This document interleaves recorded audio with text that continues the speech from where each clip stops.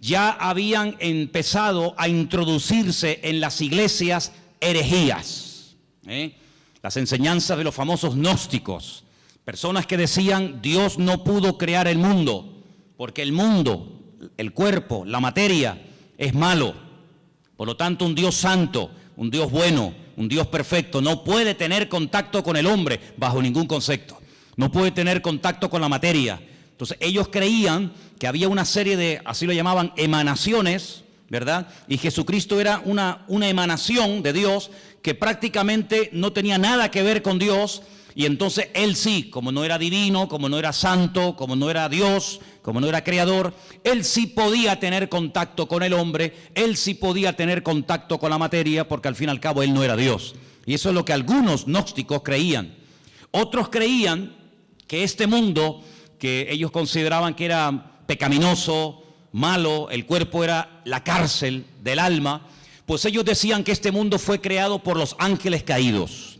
Los ángeles caídos fueron arrojados de la presencia del Señor, y como ellos eran tan malos, pero al mismo tiempo eran tan poderosos, pues ellos fueron los que crearon el mundo, los que crearon la materia, etcétera, etcétera. Sí, permítame la expresión, un cacao, un lío terrible que se estaba metiendo dentro de las congregaciones. Para colmo, había otra tendencia, otra herejía que se había metido con mucha fuerza en la iglesia, y era todo lo contrario. Era que Jesucristo era simplemente un hombre que había evolucionado con una serie de poderes que había ido adquiriendo con el paso del tiempo, pero no tenía nada que ver con la divinidad. Otros creían que Jesús era, como ellos llamaban literalmente, un espíritu descarnado. Un espíritu que cuando lo veías parecía un hombre, parecía un ser humano, pero en el fondo no era un ser humano. Realmente él no comía, no se cansaba, no tenía que dormir, no tenía ningún tipo de sufrimientos, porque era una especie de espíritu que cuando se manifestaba parecía un hombre, pero de hombre no tenía absolutamente nada. Fíjense, ante menudos follones y herejías se encontraba el apóstol Juan, y ahora tiene que presentar un evangelio convincente, claro y directo, y presentar a Cristo de una forma correcta, de una forma adecuada, teniendo en cuenta la cantidad de herejías que ya se habían metido en la iglesia para este tiempo. Ahora, en este evangelio me ha llamado mucho la atención, vamos a poner la primera información en la pantalla. Hay cosas que Juan omite completamente, ni las toca. Tenemos, por ejemplo, ahí, ustedes lo pueden ver, el nacimiento del Señor Jesucristo. Juan ni lo menciona. No es que no crea en él, evidentemente, sino que, como vimos la semana pasada, el evangelio empieza diciendo: en el principio era la palabra y la palabra era Dios. Es decir, va antes de Génesis 1.1. Antes de Génesis 1.1, va a la eternidad para demostrar que no solamente Jesucristo tuvo un nacimiento físico, sino que él era un ser eterno, ¿verdad? Creador, que en un momento determinado decide humanarse, decide tomar forma de hombre y venir a este mundo. Por lo tanto, él, el tema del nacimiento, como ya sabe que lo han tocado otros evangelistas, como por ejemplo Mateo, como por ejemplo Lucas, él ese tema no lo toca.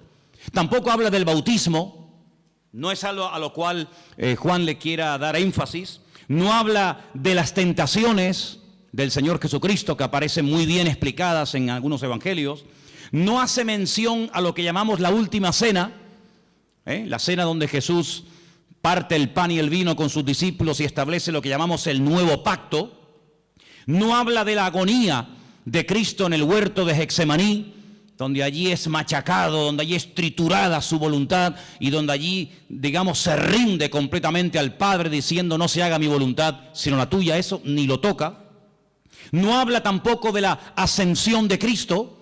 Si quieres buscar ese tema, ese momento, en Juan no lo busques porque no lo vas a encontrar. Tampoco habla de parábolas.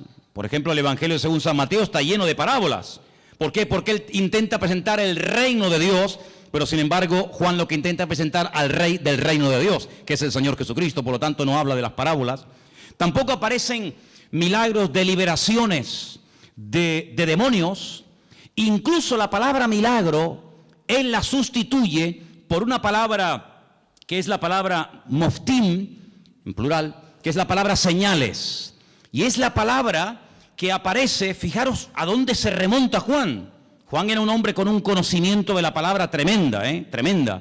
Él se remonta al llamamiento de Moisés, allí en Éxodo, capítulo 4, donde Moisés habla mal, Moisés dice, no me van a creer, no me van a oír, y entonces el Señor dice, no, yo te estoy diciendo que te van a oír, yo te estoy diciendo que te van a recibir, que tú vas a sacar a mi pueblo y lo vas a traer aquí, y tú estás diciendo que no.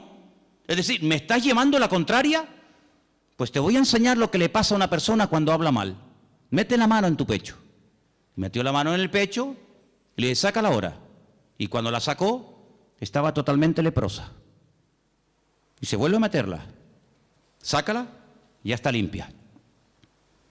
Él se quedó, esa lección se le quedó grabada en su mente, y él se dio cuenta que su propia hermana, María, cuando habló mal de él, le pasó exactamente lo mismo que a él le pasó. Quedó leprosa durante un tiempo por dudar y por hablar mal de los hijos de Israel. ¿Qué te parece? Y no solamente eso, sino que le dice, ¿y ahora qué tienes en tu mano? Dice, tengo una vara. Dice, tírala al suelo, y se convirtió en serpiente. Si le estás dando lugar al enemigo, cada vez que hablas mal. Cógela por la cola y volvió otra vez a convertirse en vara, a convertirse en palo. Estas dos señales no las olvides en tu vida. Cuando vayas a Egipto, muéstrales estas dos señales para que ellos aprendan a hablar y para que sepan lo que puede ocurrir cuando una persona utiliza mal el poder de la lengua y puede darle lugar al enemigo. Así que estas señales, esa palabra moftín, es la misma que utiliza Juan en su evangelio cuando dice que el Señor Jesucristo hizo muchas señales, las cuales no están escritas en este libro. Dejadme que os lea este versículo. Jesús hizo además muchas otras señales en presencia de sus discípulos, las cuales no están escritas en este libro. Él lo dice bien claro. Todo lo que Jesús hizo, todo lo que el Señor enseñó, todos los milagros de Cristo no están escritos en este libro. Pero estas se han escrito para que creáis que Jesús es el Cristo, el Mesías, el Hijo de Dios, y para que creyendo tengáis vida eterna. Así que él emplea la palabra señales, y ahora después hablaremos un poquito de eso. Así que estas cosas que les he mencionado no aparecen en el Evangelio según San Juan, pero mira tú por dónde.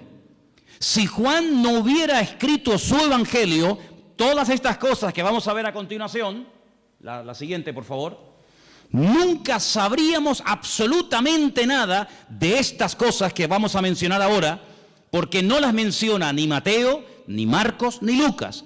Si yo les preguntara a ustedes, sin leer el Evangelio según San Juan, cuál fue y dónde hizo el Señor Jesucristo su primer milagro, nunca lo sabríamos. Nunca sabríamos que el primer milagro de Cristo fue en Caná de Galilea, convirtiendo el agua en vino. Porque nadie lo menciona, pero Juan sí. Bendito sea el Señor, porque le reveló y le mostró a Juan dicho milagro, ¿sí o no? Menciona además algo muy interesante, la conversión o la conversación que tuvo en capítulo 2 con Nicodemo. Esa conversación no aparece por ninguna parte en los otros evangelios. Es una conversación interesantísima, allí en Juan capítulo 3. A Juan le gusta mucho las conversaciones de Cristo con otras personas. Por ejemplo, en el 2 está el milagro de las bodas de Caná, en el 3 está la conversación con Nicodemo, en el 4 ¿qué está? La conversación con la mujer samaritana. Si no hubiera sido por Juan, nunca hubiéramos sabido que Jesús se detuvo junto al pozo en Samaria y le habló a una mujer samaritana, y allí pues le dijo cosas tremendas, y allí él se reveló como quien verdaderamente él era, solamente en Juan.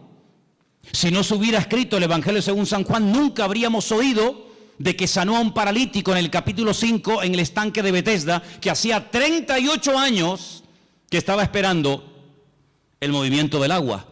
Fíjate tú por dónde, hermano, me quedé sorprendido, y es así. Si no hubiera sido por Juan, nunca hubiéramos oído hablar de Lázaro. La resurrección de Lázaro, su amigo en Betania, solamente la encontramos en el capítulo 11 del Evangelio según San Juan. Nunca nos hubiéramos enterado de que el Señor Jesucristo se agachó para lavarle los pies a sus discípulos, porque eso no lo cuenta ningún otro evangelista más que solamente Juan. Nunca hubiéramos recibido o tenido una enseñanza que va, fíjate, desde el capítulo 14 hasta el capítulo 17 del Evangelio según San Juan, hablando acerca del ministerio, de las funciones del Espíritu Santo, el bendito Consolador. Por ejemplo, él dijo: no os pongáis tristes, no os dejaré huérfanos, os conviene que yo me vaya, porque si yo no me fuese, el Consolador no vendría.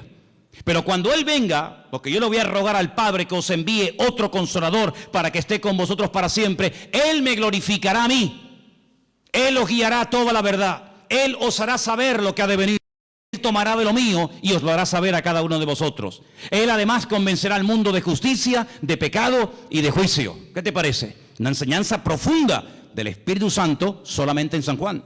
Nunca habríamos oído el comentario despectivo, la crítica que Judas hizo cuando vio a una mujer que derramaba sobre él un vaso de alabastro con el nardo puro, aquel perfume. Dice que se llenó toda la casa, y cuando él dice: qué desperdicio tan grande, haber derramado todo este perfume sobre el cuerpo de Jesús, qué desperdicio tan grande. Esto vale más de 300 denarios, un año entero de trabajo total derramado sobre Cristo así, en un momento. Eso aparece en San Juan. Así que es un evangelio que nos da muchísima información, pero es un evangelio diferente. ¿Por qué? No solamente porque cuenta cosas que ningún otro evangelista contó, sino que los demás evangelistas, Mateo, Marcos y Lucas, nos hablan y se centran fundamentalmente en el ministerio de Jesús en el norte del país, en lo que conocemos con el nombre de Galilea. Él se quedó a vivir durante mucho tiempo en Galilea, sobre todo en la ciudad de Capernaum, el pueblo de Naún, y los evangelios, los 3 primeros, nos cuentan lo que hacía allí. Pero sin embargo Juan cambia de escenario y comienza a hablarnos de cosas que Cristo hacía en el sur del país, en Judea y sobre todo también en la ciudad de Jerusalén. Ahora, es interesante porque en el propósito del libro que hemos leído esta tarde, Juan reconoce que todo lo que el Señor Jesucristo hizo, nunca, ningún autor, ni él mismo, podía haberlo escrito. Hay, por ejemplo, un versículo muy interesante en San Juan, os lo leo, capítulo 21, que dice: hay otras muchas cosas que Jesús hizo. Estamos en el 21-25. Las cuales, si se hubieran escrito una por una, pienso que ni aún en el mundo cabrían los libros que se habrían de escribir. Por lo tanto, el Evangelio según San Juan es un pequeño resumen, no es una obra completa, una enciclopedia de la vida de Cristo, sino es simplemente un pequeño resumen donde Él, a propósito, toma o escoge 7 señales y las va a presentar. Y nos va a presentar a Cristo de una forma muy completa. Pero una cosa que llama mucho en el Evangelio según San Juan es lo observador y la tremenda memoria que Juan tenía. Hay cosas que se pierden con el tiempo, no nos acordamos de lugares, de nombres, cosas que ocurrieron. Sin embargo, vais a ver que Juan, por ejemplo, yo he hecho una lista de cosas que cuenta Juan que demuestran que tenía una memoria tremenda. Pero aparte de tener una memoria tremenda, era un hombre muy observador. Por ejemplo, él dice que cuando aquel niño dio aquellos panes y aquellos peces para dar de comer a aquella multitud, ¿os acordáis del milagro, sí o no? Él dice en su evangelio, y por cierto es el único que lo dice, que aquellos panes eran panes de cebada. Qué curioso, ¿no? Son panes de cebada. No son panes de trigo, no son panes de maíz, no son arepas, ¿no? Sino son panes de cebada. Qué curioso, ¿no? Después dice, por ejemplo, que cuando el Señor en una de las ocasiones calma la tempestad en el mar de Galilea, habían remado 5 kilómetros. Otros evangelistas dicen, después de haber remado un rato, Juan dice, no, un rato no, remamos 5 kilómetros. Qué curioso, ¿no? Después se da cuenta de que en el primer milagro en las bodas de Caná de Galilea, no solamente dice que Jesús dijo llenar las tinajas hasta arriba, sino dice que había 6 tinajas. No dice, bueno, había tinajas, sino las cuenta, porque si no las cuenta, ¿cómo lo sabe? 1, 2, 3, 4, 5, 6 tinajas había llenas de agua que después se convirtieron en vino. Es el único que menciona, fíjate qué detalle tan curioso, esto es una persona muy observadora, pero no solamente observadora, sino que además si no estás allí, tú no te enteras.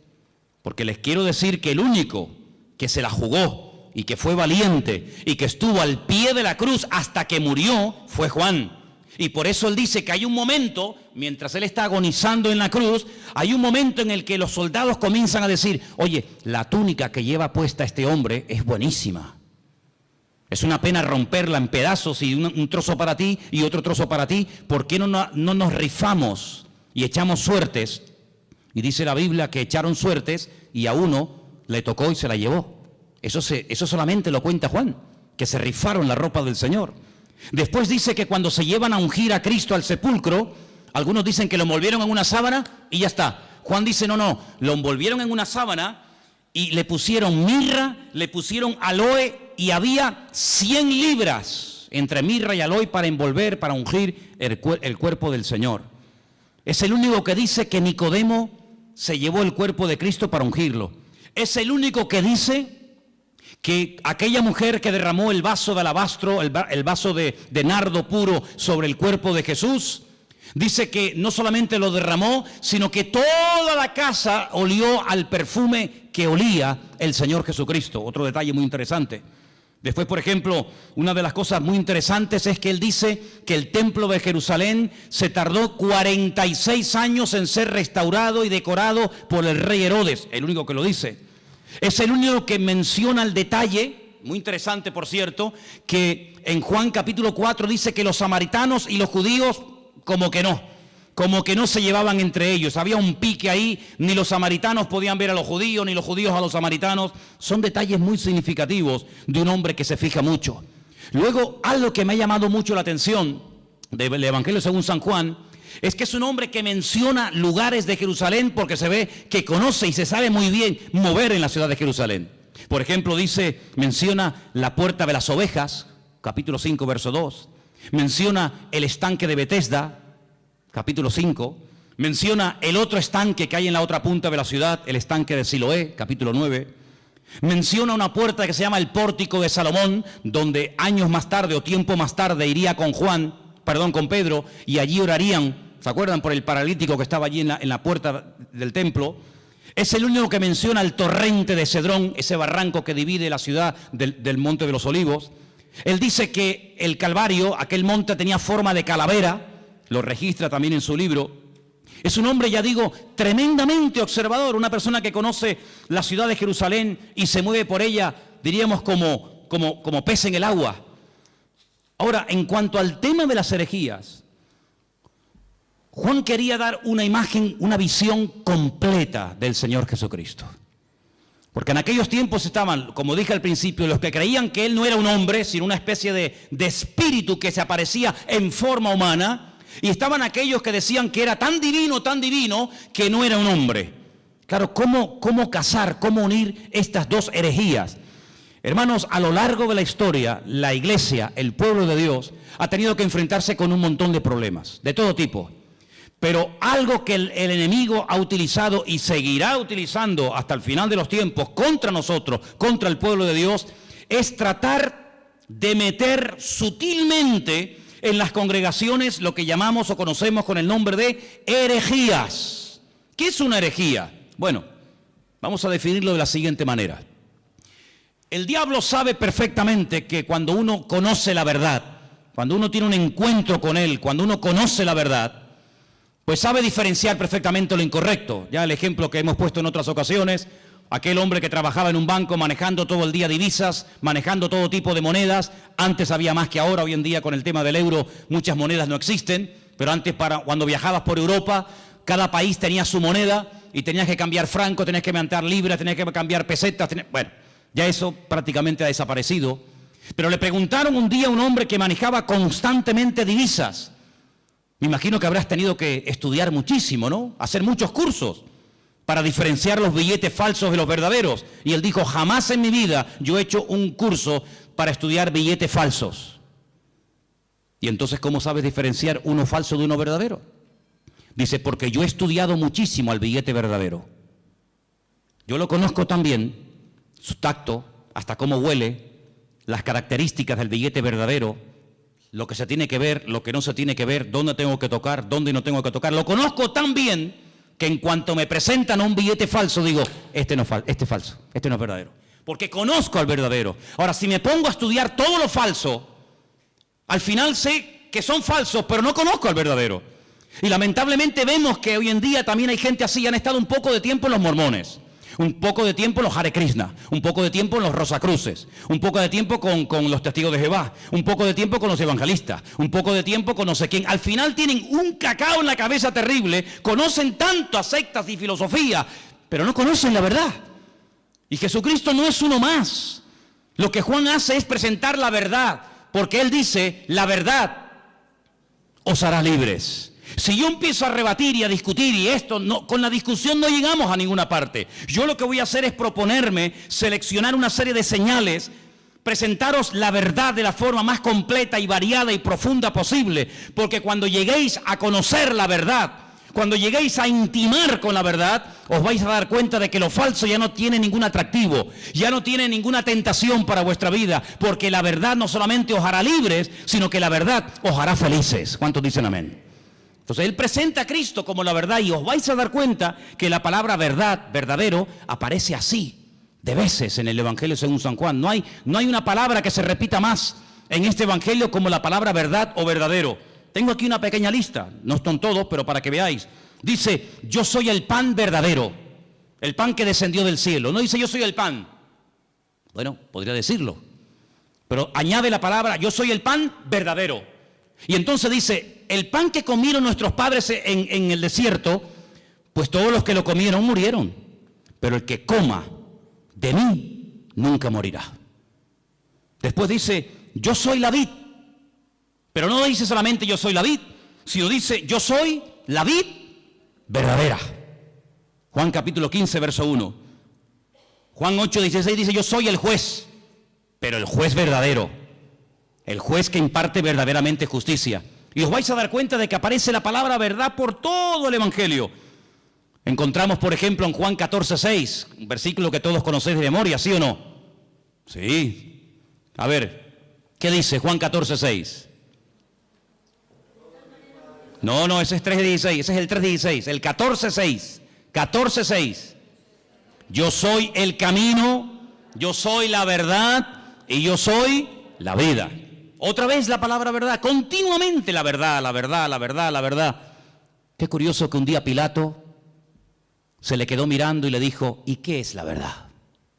¿Qué es la verdad? La verdad no es la iglesia evangélica, ¿sabías eso, no? La verdad no es una secta, una religión. La verdad se llama Jesucristo. La verdad se llama Jesucristo. Y teniendo al Señor, podemos discernir entre la verdad y la mentira. Hay algunas congregaciones donde tal vez enseñan cosas que no son 100% verdad. Por eso el Señor quiere que escudriñemos la verdad, que leamos la Biblia, para que sepamos discernir y sepamos separar lo falso de lo verdadero.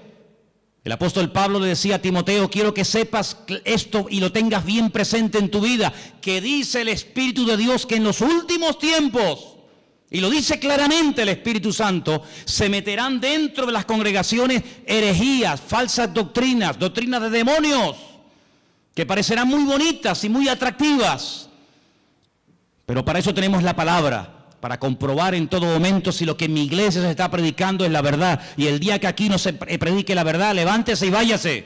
No se quede por amor a mí, no se quede por amor a los niños, no se quede por cariño a la hermana o al hermano tal. No, aquí no estamos para vernos las caras, aquí estamos para crecer y conocer y profundizar en la verdad, porque la verdad es la que nos hace libres. Y si se predica la mentira, pues lo lamento mucho, y aquí no quiero estar ni un minuto de mi tiempo, porque la mentira esclaviza, la mentira es un veneno que le abrimos la puerta y va contaminando nuestra vida. Por lo tanto, compruebe siempre, traiga la Biblia a la iglesia, tome apuntes, escuche los mensajes, y si comprueba que algo no ha sido correcto, que le están enseñando mentira, que le están manipulando la escritura, no haga caso, No haga caso, sea selectivo en esto. Jesucristo vino para darnos la verdad, para abrir nuestros ojos. Y la verdad se puede comprobar, no solamente experimentar, se puede comprobar. Y la misma Biblia que yo uso para predicar aquí en el púlpito, la tiene usted. Léala, escudriñela, memorízala. Y si ve que no coincide con la verdad, aquí tu tiempo se ha terminado, amigo. Estamos en este lugar para crecer en la verdad. ¿Cuántos dicen amén? Ahora, fíjense qué interesante. En el Evangelio según San Juan hay 7 expresiones muy interesantes que las vamos a ver ahora, pero algo que también hace Juan, no solamente nos presenta a Cristo como el eterno, el creador, el todopoderoso, sino que además nos da ejemplos para que nos demos cuenta que a lo mejor puede haber un creyente, escúchenme bien por favor, puede haber un creyente que no lo entienda todo, pero tenemos que tener paciencia con el que no lo puede entender o aceptar todo. Si yo pusiera, vamos a poner un ejemplo, ¿no? Si tuviéramos este salón ahora mismo dividido en dos, tuviéramos este salón dividido en dos, tenemos en el centro, más o menos, ¿no?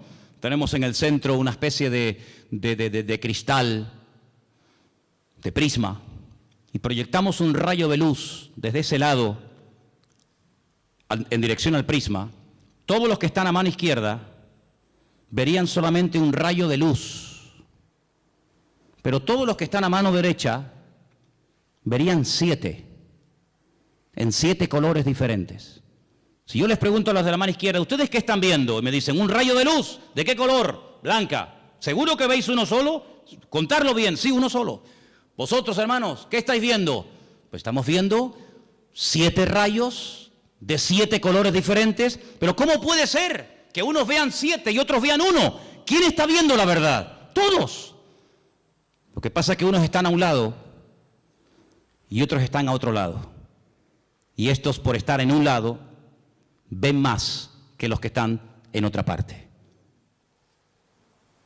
¿En qué lado te encuentras de tu relación con el Señor? Hay gente que no ve más allá de lo que ven sus ojos.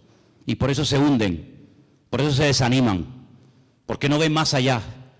Y como le dijo el Señor a Pedro, no pones la mira, no pones la mira en los 7 rayos, no pones la mira en las cosas de arriba, sino en las de la tierra. Y claro, cuando uno mira a lo de la tierra se derrumba. Cuando uno mira a lo de la tierra uno se deprime, la fe te la destruye el mundo. Pero cuando tú levantas la mirada, tú ves más allá. Y eso es lo que Juan quiere.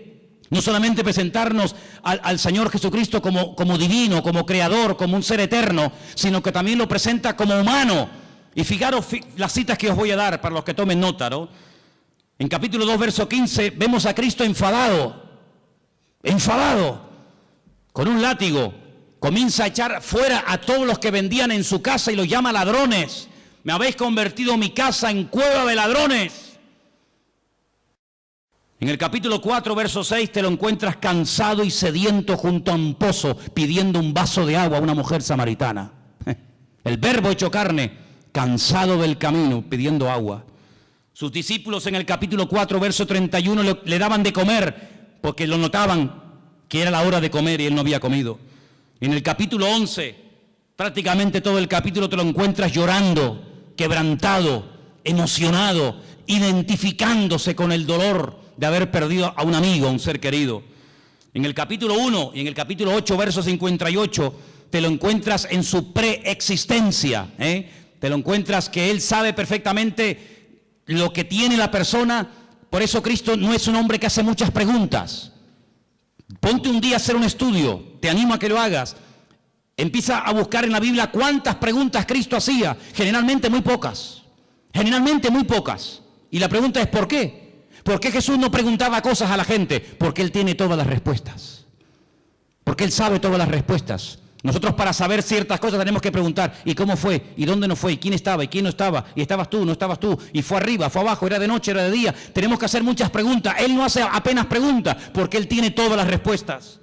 Encontramos en el capítulo 17, verso 5, a Jesús. Lo encontramos diciendo que Él tuvo gloria con el Padre.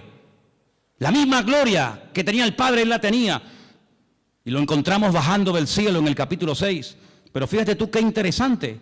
Encontramos al Señor Jesucristo cansado lo encontramos al Señor Jesucristo pidiendo agua, lo encontramos dormido en una barca y al mismo tiempo diciéndole a aquella mujer, 5 maridos has tenido y el que ahora tienes no es el tuyo. Diciéndole a uno, he aquí un verdadero israelita. Y le dice, pero si nunca nos hemos visto, dice, yo te vi a ti cuando estabas debajo de la higuera. Y cuando te lo encuentras en el Evangelio según San Juan diciendo, yo soy antes de Abraham. Yo existo antes que Abraham el patriarca. Y le dicen, ¿tú? ¿Pero cómo vas a ser tú antes que Abraham si tú no tienes ni 40 años? Y él les dice, os aseguro que yo soy antes de Abraham. Y yo te digo, no lo dice la Biblia, pero yo también te digo que hasta Abraham habló con el mismísimo Señor Jesucristo. Y el Señor Jesucristo habló con el mismísimo patriarca Abraham. ¿O quién te crees que era Melquisedec? Melquisedec, Melech Sadik, el rey de justicia, sin genealogía, sin padre, sin madre, sin principio de fin ni de días. Allí estaba el Señor dándole pan y vino al patriarca Abraham y el patriarca Abraham dándole los diezmos a Melquisedec, el rey de Salem, el rey de justicia. ¿Qué te parece? Ahora, a lo largo del capítulo, a lo largo del libro del Evangelio según San Juan, encontramos en 7 ocasiones al Señor Jesucristo utilizando la expresión anojí. En hebreo hay 2 formas de decir yo. La habitual, la común, la que se suele utilizar siempre, la que todo el mundo usa es aní. Aní, yo, aní. Pero cuando Dios dice yo, generalmente Él utiliza otro yo que no lo utiliza el ser humano. Es el yo, el pronombre personal, primera persona, que utiliza Dios y es anojí. Anojí es yo cuando habla Dios y aní es yo cuando habla un ser humano. En el Evangelio según San Juan encontramos 7 anojí. Juan 6:48, anojí lejen jaim, yo soy el pan de vida, el pan verdadero. Anojí or haolam, Juan 8:12, yo soy la luz del mundo. Encontramos al Señor diciendo, yo soy la puerta de las ovejas, Juan 10:7. Encontramos en Juan 10:11 diciendo, yo soy el buen pastor. Lo encontramos en Juan 11:25 diciendo, yo soy la resurrección y la vida. Lo encontramos en Juan 14:6 diciendo, yo soy el camino, la verdad y la vida. Y lo encontramos en el 15:1 diciendo, yo soy la vid verdadera. Y todas las veces que dice eso, dice anojí, anojí, anojí. Por eso la gente se quedaba diciendo, ¿pero qué está diciendo? Hoy en esta iglesia ha habido algo impresionante que a mí me ha impactado muchísimo. Y es que se ha cantado y se ha pronunciado el verdadero nombre de Dios. El nombre que habéis pronunciado esta tarde en esa canción, que después la vamos a cantar al final, otra vez más, es el verdadero nombre de Dios. Y ese nombre tiene que ver con la existencia. Tiene que ver con la existencia misma. Nadie le ha dado existencia a Él. Él le da existencia a todas las cosas. Pero hay algo muy interesante en el Evangelio según San Juan, y es que nuevamente aparecen 7 ventanas. Fíjate qué interesante. Se llaman señales. Yo llamo a 7 ventanas a través de las cuales puede ver más allá. Porque algo que tenemos que tener presente, y Juan lo hace de una forma muy sutil, pero muy bien presentada, es que cuando te habla de un milagro, cuando te habla de algo que hace el Señor, Él te deja como en puntos suspensivos para que tú pienses y veas que no solamente es un milagro algo que ocurre en un momento puntual del tiempo, sino que es una señal, es una forma de indicarte que detrás de ese milagro hay una manifestación de la gloria de Dios. De hecho, hay momentos en los que el Señor Jesucristo dice que los milagros que hacía no los hacía tanto por la compasión o porque le daba pena al pobrecito paralítico o el pobrecito ciego, sino que la palabra que se emplea en el Evangelio según San Juan detrás de cada señal o milagro es: esto fue hecho, esto se realizó para la gloria de Dios. Porque un milagro no es algo que solamente suple la necesidad en el momento de una persona. Una persona está leprosa, ¿qué quiere? Pues que se sane la lepra. Una persona está poseída por demonios, ¿qué es lo que quiere? Ser libre de esta atadura espiritual. Una persona no ve y Jesús, ¿qué quiere que te haga? Pues quiero ver, o no puedo caminar, levántate y camina. Sino que el Señor va más allá de la necesidad temporal de la persona esto lo hago para la gloria de Dios. Cuando le dicen los discípulos en Juan capítulo 9, ¿y este hombre que no tiene ni ojos, que están huecas las cuencas, no tiene el globo ocular, este hombre, esto es algo terrible. Esto no es normal que una persona nazca con las cuencas de los ojos vacías. El padre tuvo que cometer un pecado terrible, ¿no? Y este es el castigo de Dios, o él mismo. Y Jesús le dijo, ni una cosa ni otra. Este hombre nació así, sin posibilidad de ver. Si a este hombre ni operándolo, el mejor oftalmólogo del mundo no podría devolverle la vista a este hombre, porque este hombre no tiene globo ocular, está hueca, no tiene nada. Yo solamente he visto a un hombre en toda mi vida así. Ciegos hemos visto todos y de vez en cuando pues vemos a algún ciego, pero solamente vi a un hombre en la puerta de Damasco en Jerusalén hace unos cuantos años atrás. Lo vi y me llamó tanto la atención porque tenía la cuenca de los ojos hueca, vacía, no tenía el globo ocular. Así era el problema de este hombre. Y los discípulos nunca habían visto algo semejante. Le dicen, pero ¿qué pecado terrible tuvo que cometer sus antepasados o él para nacer así? Y Jesús dijo, ¿no sabes por qué este hombre ha nacido así? Ya estamos buscando siempre, perdonen las cuatro patas a los gastos, ¿no? Que si una maldición, que si un trabajo de hechicería, que si el pecado del abuelo, que si una maldición hereditaria. No, mira, quítense todo ese rollo de la cabeza. ¿Saben? Les voy a decir la verdad. ¿Saben por qué este hombre nació así? Para que se manifieste hoy delante de todos ustedes la gloria de Dios. Entonces, ¿qué hace el Creador? ¿Qué hace el Señor? Coge barro, le hace el globo ocular, como una albondiguilla, ¿no? Se la pone en los ojos y le dice, vete a lavarte al estanque de Siloé, que está en la otra punta, allí bajando el torrente de Cedrón, vete allá a lavarte. El pobrecito va calladito, sin protestar, humilde. Cuando llega al estanque de Siloé, el hombre se quita el barro de los ojos y vuelve viendo. Y los judíos le dicen, pero tú no puedes hacer eso. Hoy es Shabbat, no se puede quebrantar el Shabbat. Y dice, ¿cómo que no? El que me dijo, el que me untó los ojos con barro, él fue el que me dio la orden, discutan con él si quieren. Ese hombre es un pecador, le dicen, es un pecador. ¿Un pecador? Pues menudo pecador. Porque ustedes siendo tan santos y tan religiosos, nunca me solucionaron mi problema. Y este que ustedes dicen que es un pecador, me ha mandado a lavarme al estanque de Siloé y regreso viendo. Y nunca, le dice el ciego a estos religiosos, nunca se ha oído en la historia, y se ve que conoce la Biblia, nunca se ha oído en la historia que un pecador, que un hombre malo, le haya dado la vista a un ciego. Y además solamente os digo algo, yo solamente sé que antes era un ciego y que ahora veo. Y llaman a los padres y entrevistan a los padres, le dicen, ¿este es vuestro hijo? Dice, sí. Dice, ¿cómo recobró la vista? Y los padres dicen, no sé, pregúntenle a él tiene edad suficiente, tiene 40 años, pregúntenle a él. Y ahí empieza un tira y una floja, que si sí, que si no, que si se puede, que si no se puede. Hermano, el cumplimiento de un mandamiento no evita o no nos impide que cumplamos otros. Si yo por cumplir con un mandamiento me olvido de que la Biblia no solamente tiene uno, sino tiene cientos de mandamientos, estoy cometiendo una gravísima equivocación. Estoy haciendo un sobreénfasis sobre algo que ni siquiera prohíbe la Biblia. Y este hombre al final, con un humor tremendo, le dice, ¿será que me estáis preguntando tantas cosas porque también ustedes se quieren convertir en discípulos de él? Y le dicen, nosotros no tenemos necesidad de convertirnos ni ser discípulos de nadie. Y lo echaron de la sinagoga, dice la Biblia. Lo echaron. Claro, cada vez que lo veían en el culto, amigo, era un testimonio. Y Jesús se lo encuentra al día siguiente, le dice, ¿qué te pasó? Y le dice que me echaron de la sinagoga. No me dejan congregarme. Se enfadaron contigo. Y le dice Jesús, ¿tú crees en el Hijo del Hombre? ¿Tú crees en el Mesías? Dice, ¿y quién es ese? Dice, yo, el que estoy hablando contigo. Dice, claro, Señor, ¿cómo no voy a creer en ti? Increíble, ¿eh?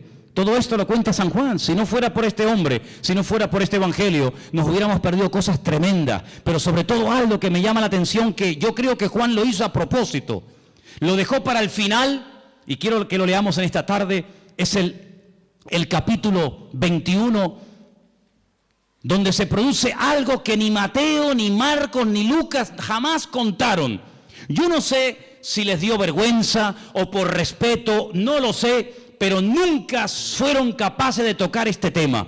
Pero otra vez encontramos una característica típica del Evangelio según San Juan, y son las conversaciones que tiene con distintas personas. Lo vimos hablando con la samaritana, lo vimos hablando con Nicodemo, y ahora vamos a ver a Jesús en el capítulo 21, casi al final del libro, hablando con un discípulo. Capítulo 21, Jesús se aparece a sus discípulos. Qué interesante. Después de esto, Jesús se manifestó otra vez a sus discípulos junto al mar de Tiberias, y se manifestó de esta manera. Qué interesante, ¿no? Estaban juntos, cuenten, Simón Pedro, Tomás el Didimo. ¿Qué significa el Didimo? ¿O el Dídimo? ¿Qué significa? Significa el gemelo. Tomás era hermano gemelo de otro. Natanael, el que era de Caná de Galilea, los hijos de Zebedeo, hijos, hablan plural, ¿quiénes eran? Juan y Santiago, y otros dos de sus discípulos. Simón Pedro les dijo, voy a pescar. Ellos le dijeron, vamos también nosotros contigo. Fueron y entraron en una barca, y aquella noche no pescaron nada, nada. Toda la noche, para arriba, para abajo, echa la red aquí, echa la red, nada. Cuando ya iba amaneciendo, fíjate tú, amaneciendo ya, se presentó Jesús en la playa, mas los discípulos no sabían que era Jesús. Estaban cansados, estaban reventados, toda la noche pescando. Además, cuando tú estás pescando, los que habéis ido alguna vez a pescar, cuando uno está pescando, las horas se te pasan volando, disfrutas que no veas. Pero cuando estás hecha y no pican, es aburridísimo, estás hasta de mal humor. Les dijo Jesús, hijitos, ¿tenéis algo de comer? Ellos le respondieron, no, no tenían ni para comer. Increíble. Jesús les dijo, echad la red a la derecha de la barca y hallaréis. Entonces la echaron y ya no la podían sacar por la gran cantidad de peces. Qué milagro, ¿eh? Así, en segundos, lo que no hicieron en toda la noche. Verso 7. Entonces aquel discípulo a quien Jesús amaba, le dijo a Pedro, es el Señor. Es el Señor, esto solamente pasa por la mano de Dios. Es el Señor. Simón Pedro, cuando oyó que era el Señor, se ciñó la ropa, porque se había despojado de ella, se echó al mar y se echó a nadar hasta la orilla. Y otros de sus discípulos vinieron con la barca arrastrando la red de peces, pues no distaban de tierra sino como unos 200 codos. Y al descender a tierra, vieron brasas puestas y un pez encima de ellas y pan. ¿Se han preguntado alguna vez, ¿y de dónde sacó el Señor este pez? No tenía red, no tenía caña. El Señor no necesita nada de esto. Seguramente le habrá dicho a uno, para el fuego. Y hace, no hay problema. Jesús le dijo, traed de los peces que acabáis de pescar. Y fíjate qué curioso, otra vez lo que dije al principio, qué observador es este hombre. Otro hubiese dicho, había un montón de peces, Manolo, un montón, pero fíjate lo que dice Juan. Subió Simón Pedro y sacó la red a tierra llena de grandes peces, y podía haber puesto el punto y ya está. Pero Juan dice, no, la red estaba llena, y Juan los tuvo que contar, hermanos. Tuvo que fijarse, porque si no, o esto es una mentira, o de dónde sacó este dato. Es que él estaba allí, y él dice, la red estaba llena, pero había 153, y aún siendo tantos, la red no se rompió. Recuerda que el versículo 11 dice, grandes peces, 153. ¿Y por qué no fueron 205, 89, 34? ¿Por qué 153? ¿Y por qué lo dice? ¿Será que esto es una forma de rellenar un texto? Siempre hemos dicho y hemos enseñado que en la Biblia no sobra nada. Amén, hermanos. Todo tiene una razón, todo tiene una explicación. El idioma hebreo es alfanumérico. Las letras son números, los números son letras. Juan hace así y dice, 153. Juan es judío, Juan no es canario, no es alemán, no es latinoamericano, Juan es judío. Juan ve letras y al momento ve números y ve letras. Es la mentalidad, está en el chip del cerebro del judío. El judío hace así y ve una palabra y sabe cuánto suma la palabra, porque cada letra es un número y cada número es una letra. Y él en San Juan, en el libro del Apocalipsis, no me voy del tema, pero solamente un ejemplo. En el libro del Apocalipsis, él dice: cuidado, hermanos, aquí hay sabiduría. El que lee, entienda. Os voy a dar un dato en clave, pero ustedes que saben lo que estoy diciendo me van a entender. Cuando venga el anticristo, cuando venga ese hombre perverso, su nombre o el número de su nombre es 666, 666. Claro, hay muchos nombres que coinciden. Por ejemplo, otro día cuando les comentaba el tema, cuando decide Shechem ben Hamor, Siquén, hijo de Amor, suma 666, curiosamente. Pero Juan es un hombre, como buen judío, que conoce el tema de las letras y de los números. Y él te está dando el valor numérico del nombre de ese político de los últimos tiempos. Pero ahora, volviendo a Juan 21, te dice 153. Y al momento él sabe lo que significa 153. Claro, el que no sabe esto, vos dices, bueno, pues 153, no, espérate. Anoji Elohim. Si pusiéramos aquí en una pizarra la palabra Anoji Elohim, yo soy Dios, suma 153. Es decir, esta es la firma, amigo. Cuando ves un cuadro, dices, qué hermoso, a ver. Picasso. ¿Quién hizo este cuadro? Goya. ¿Quién produjo este milagro? Así, en segundos, lo que no pudimos hacer en toda la noche. 153. ¿Quién hizo esto? Anoji Elohim. Yo soy Dios, yo soy el Todopoderoso. ¿Cuántos dicen amén? No se te pone el cuerpo. Mi madre, ay Señor. Les dijo, venid, coman. Ya saben quién ha hecho esto. Ani Elohim. Le dice a sus discípulos, o sus discípulos no se atrevían a preguntarle, ¿y tú quién eres? ¿Tú quién eres? ¿Se acuerdan que una vez en la barca, cuando calmó el viento y la tempestad, se empezaron a preguntar unos a otros y dice, ¿quién es este? ¿Quién es?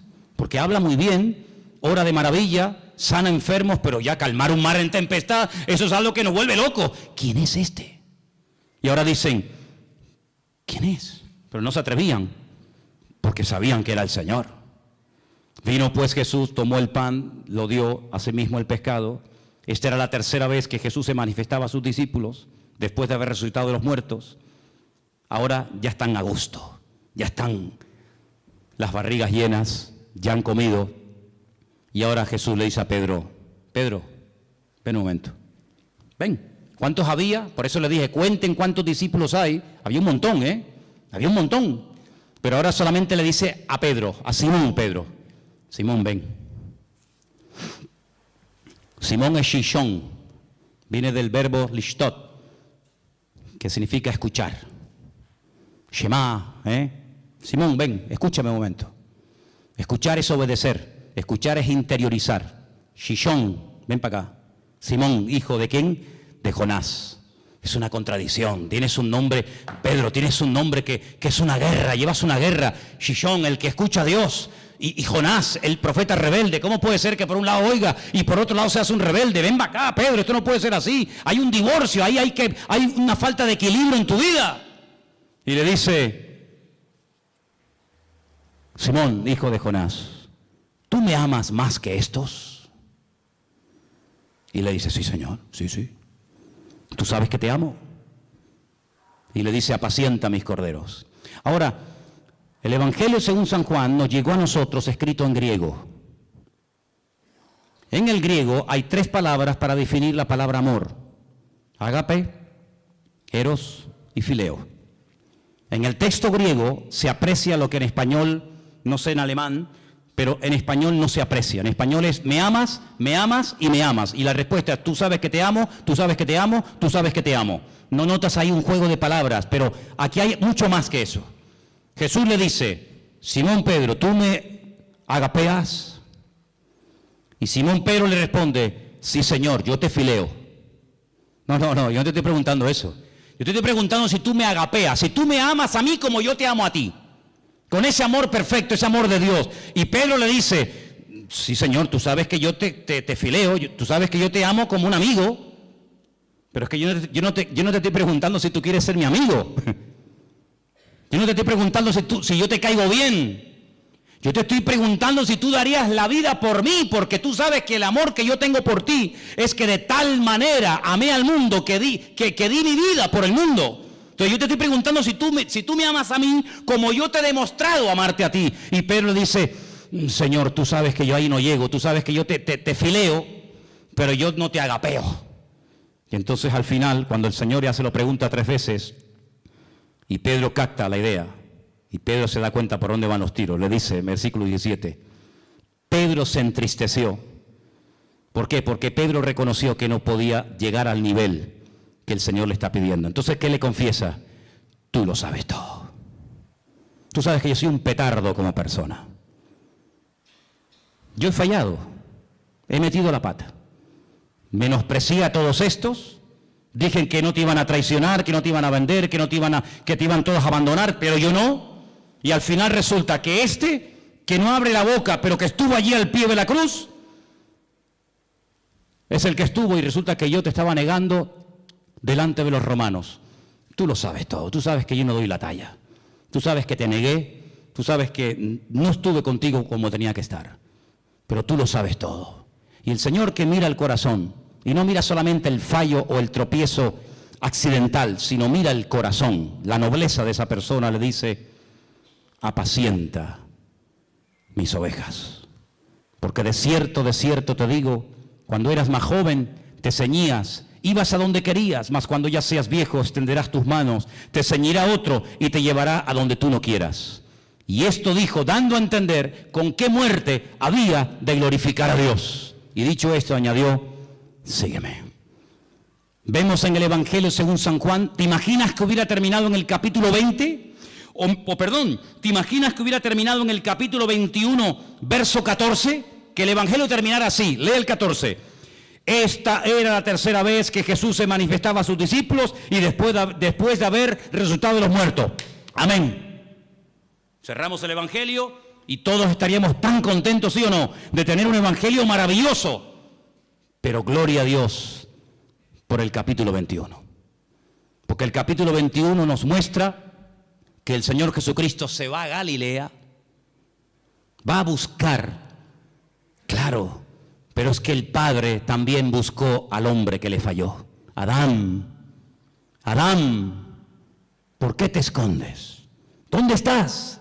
Y ahora el Hijo, buscando a Pedro, llamándolo, como llamaba el Señor, el Padre, el Creador, el universo, llamaba al primer hombre. Ahora es el Hijo, ¿verdad?, buscando a Pedro para restaurarlo, para darle otra oportunidad, para ponerlo otra vez en primera línea, para decirle, apacienta mis corderos, y además te voy a dar un premio increíble, Pedro. Te voy a dar la mejor jubilación que se le puede dar a un predicador en toda la historia. Y el premio es que te voy a dejar morir como yo morí. Menudo premio, ¿no? Te voy a dar el privilegio de morir crucificado como yo. Y así me vas a glorificar a mí. ¿No dice que me amas? Pues si me amas hay que demostrarlo, amigo. Y así murió Pedro. Así murió Pedro. Pero antes fue restaurado. Y antes fue un hombre que se volvió a acercar al Señor. Entonces el Evangelio según San Juan, vemos a Cristo como el Creador, como el Verbo hecho carne, divino, total y absoluto, sin ningún tipo de limitaciones, ninguna. Pero al mismo tiempo lo vemos compasivo, lo vemos extendiendo la mano al necesitado, lo vemos identificándose y acercándose con gente que en aquellos tiempos nadie jamás se acercaría a una persona. Cuando los discípulos lo ven hablando con una mujer, dice, no puede un hombre, y más un judío, hablar en público con una samaritana, pero el Señor está allí. Entonces, amados hermanos, encontramos en el Evangelio según San Juan el amor de Dios manifestado. Y si esto fuera poco, cuando Juan hace así, te dice, ahora te voy a decir cómo es el Señor. Juan capítulo 2, convierte el agua en vino, en buen vino, el Señor de la calidad. Juan capítulo 4, lo vemos al Señor sanando, vete a tu casa, tu criado está sanado, el Señor del espacio. Lo vemos en el capítulo 5, ¿cuánto tiempo llevas ahí? 38 años, levántate y anda, el Señor del tiempo. Juan capítulo 6, multiplicando los panes y los peces, lo poco hace mucho, el Señor de la cantidad. En el 2 era la calidad, en el 6 es la calidad. En el 6 lo vemos al Señor calmando la tempestad, el Señor por encima de la creación no lo domina, la creación se somete al Creador, a Él, al Eterno. En el capítulo 9, ¿quién pecó? ¿Este o su padre? La mala suerte, la desdicha, no, este milagro es para la gloria del Señor. Capítulo 9, el Señor de la gloria. Y el examen final, capítulo 11, déjalo como está, ya huele. 4 días lleva ahí dentro, no mueva, deja las cosas como están. El Señor dice, ¿no te he dicho que si crees verás la gloria de Dios? Capítulo 11, yo soy la resurrección y la vida, y ahora lo voy a demostrar. Lázaro, sal fuera. Y Lázaro salió fuera porque es el autor de la vida. Y con estas 7 señales, son 7 ventanas a través de las cuales puede ver lo grande que es nuestro Dios. ¿Necesitas algo? Seguro que en una de estas señales te sientes identificado. Seguro que en una de estas 7 ventanas donde Juan proyecta la gloria y la majestad y la singularidad del Señor, te sientes identificado y puedes apropiarte de cada una de ellas. Porque el Señor Jesucristo no termina en el Evangelio según San Juan crucificado, agonizando dentro de una tumba, comido por bichos, por gusanos, no. En el Evangelio según San Juan, el Señor Jesucristo termina vivo, resucitado de entre los muertos. Y por eso dice en uno de los Evangelios, no busquéis entre los muertos al que vive, porque Él ha resucitado. ¿No es una maravilla el Evangelio según San Juan? ¿Sí o no? Dale un aplauso al Señor en esta tarde. Y léelo durante toda la semana. Gózate, aleluya. Disfruta de este Evangelio. Es una maravilla tenerlo en nuestras manos. Cierra tus ojos, por favor. Cierra tus ojos ahí donde estás. Bendito sea el nombre del Señor. Qué regalo tan maravilloso el Señor nos hizo. Qué regalo tan extraordinario. Bendito sea Dios. Muchas cosas hizo el Señor, sí. Juan lo dice, pero si crees en este